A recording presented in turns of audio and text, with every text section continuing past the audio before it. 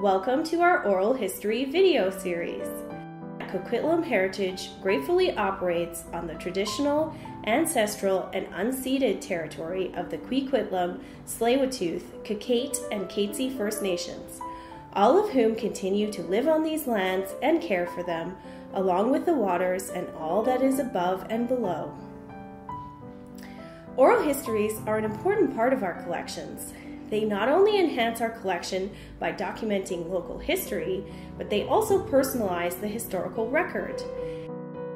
We at Coquitlam Heritage have put together a series of oral history interviews to highlight different community members in our city and the stories they have to share. This is an ongoing project, so please keep your eye out for more videos in the future. Subscribe to our channel to be kept updated. If you or someone you know who lives in Coquitlam is interested in doing an oral history interview, or if you have questions about this project, please feel free to get in contact with us. Our contact info is in the description. We hope you enjoy!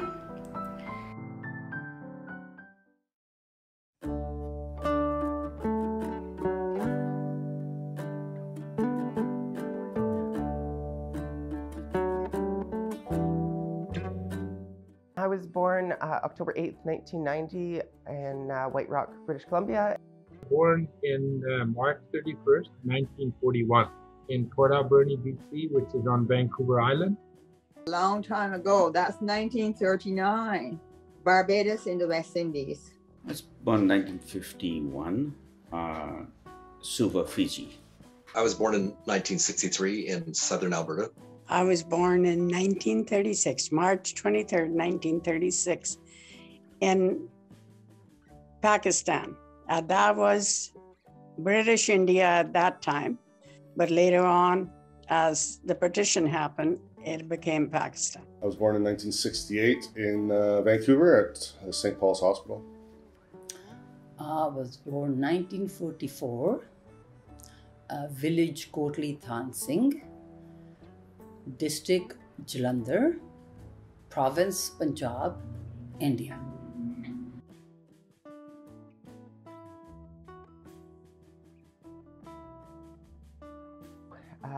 Well, this past year has been absolutely ridiculous.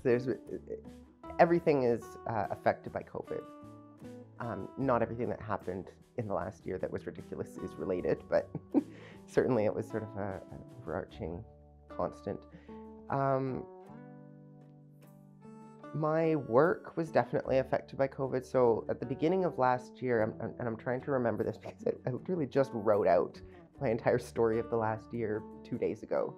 And it started essentially with a trip that I'd planned to go on to Japan with some friends, and then that was canceled a couple weeks before we were supposed to leave because of COVID. That was going to be my first trip in 9 years, I think, 8 years, something like that. So I was pretty excited for it and I needed a break, and it didn't happen. So that kind of started off a very stressful year. And then I was in the process of buying an apartment when COVID hit. So I basically just had to rush to get that done as quickly as possible because the lawyers were shutting down offices, the banks were shutting down. No one knew how to deal with COVID. So everything was shutting down. I was trying to get everything finished because I had a date that I had to finish by. So I did that. And then I had just all sorts of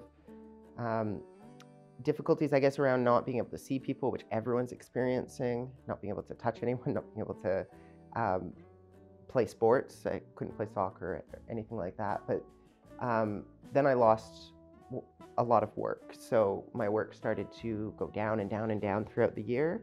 And around November, I was able to basically, this constitutes constructive dismissal, please send me an ROI. Because at that point, I was making far less working than I would have been making sitting at home on EI.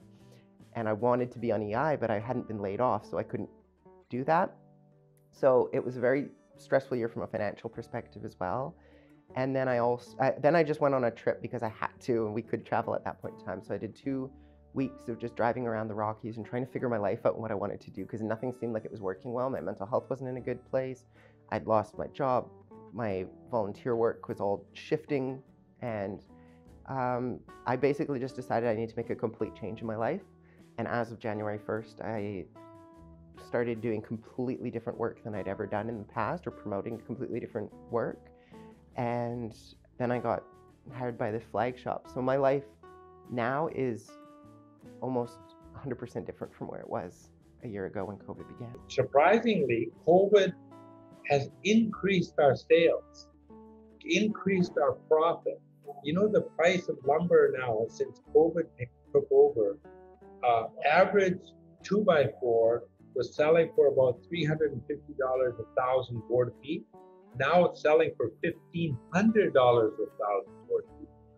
Four times, 5 times the price it was before COVID. So all the major forest products companies, including us, are making record profits. Why has the price increased so much? Because the people are staying home. They're doing more project work. The demand has outweighed the supply. That's what's happening. But my personal life, because of COVID? Yeah.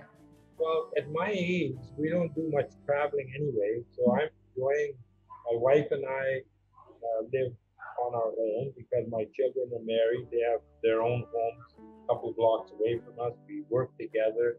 They live in their own home. So we're very happy. And the COVID has not affected us that much. I would guess that the main thing is that you cannot meet as much. Even to one of my highlights in my life is going to church. So you're doing like church online. One of the blessings in that for me, I remember the first time I did church online. I go to Hillside Community Church. It's on Austin Avenue. Okay. You're welcome to come there if you don't go to church. We'd love you and you would love us. But so the first time I did that service with Hillside, I still like to watch that program. It's called The Hour of Power. The original program was Crystal Cathedral with, I can't remember his name. Anyhow, but that first time I even went to Barbados. I was able to see the service of my church I used to go to. Oh, wow. In Barbados. It's like, whoopee, you know? That was the highlight. I still do services in Barbados too. So the most thing for me is like, I can't get out like stuff, and there's things that you would have done that you didn't do, you know, but generally, like, you know, I'm not like depressed and that kind of stuff, because remember I was an only child for 10 years. So I've learned how to be good company with myself, more or less. And, you know, I remember when it first started, it says, well, we have to stay away from others, but you don't have to stay away from God, and he could be good company too. Yes. Well, COVID has affected everybody. It affected traveling. Now that I'm retired, we want to travel a little bit more freer traveling, which is restrictive now, and can't visit any friends, family too much. So it's almost affected everybody. How much time do you have? It's really different. It was a real struggle last year going into COVID and trying to teach remotely. And then we, in the Coquitlam School District, we came back in June, and some kids were allowed to come back and some kids still stayed at home. And then I was exhausted in July just because that was like trying to do 2 full-time jobs, because we were teaching both at home and then we go into school and we teach there. So it was really hard. And so I spent the month of July just kind of recovering from that. And then when we came back in September, it was like trying to like herd cats, because we had to teach kids to stay away from each other and to wash their hands. And it was easier in June because there was only maybe 4 or 5 kids in my class. And now there's like 21, 22. And you got to teach them to stay away from each other, and you got to, stay in your desk at all times. And so my style of teaching is very interactive. It's got a lot of movement. It's got a lot of choice. And then going into COVID, you have to teach with, stay in your desks, don't touch each other, don't talk to each other if you're not wearing a mask. So it was really hard. There's no choice. Everybody does the same thing, same way. And so, but it's getting better as I get used to protocols and the students get used to it. And so we're still learning a lot, but it is very different. Before the COVID, the girls were getting together. We go to Dogwood, do different functions at the Dogwood with Abnash and all that. And now it all come to a halt. Then I belong to, not really belong to, I have to do this Healthy Heart program. So I was going to YMCA at Poirier 3 times a week, and that stopped. Now they're doing that on Zoom. So for last year and a half, it's almost nothing, just stay home. It's been a little trying, but other than that, we haven't gotten sick. Our grandchildren been excellent. They've been, at first little while, they insisted that we don't go to the stores and they bring the grocery home. But there comes a time I've took a sort of look at myself figuring, it's not good. I'll promise I'll be careful, but I need to go myself. So now I go once every 10 days or 12 days, get some groceries, but other than that, we stay home. I miss the children. They brought me the phone and put their pictures on it. So Grandma, you can talk to us on here. But that's about it. I miss that. I miss the family. The struggles of owning a business during COVID is incredible. It started out where it was, you think it's going to be just a couple of weeks and you can handle it and it's fine. And it was fine, really. I mean, we were shut down, but we could do takeout, and takeout was probably about 10% of our business before COVID.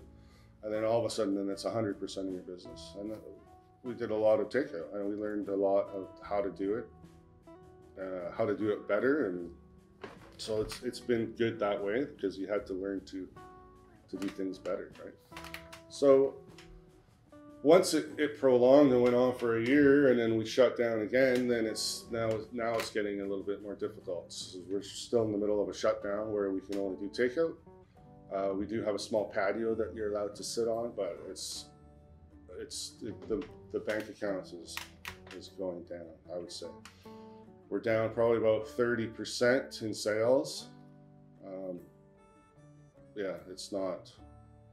We keep thinking, hopefully it's over soon. Right now, we're thinking in 2 weeks we're going to reopen. We're going to have customers inside the restaurant, and everything's going to boom off again, hopefully. If not, I don't know. Do you want to buy a restaurant? Not right now. I don't know what else I'm going to do. Yeah, it's true. It's really, really, really I wouldn't say stressful. It's just disheartening and difficult to deal with. But you go along, you have to deal with it. What else are you going to do?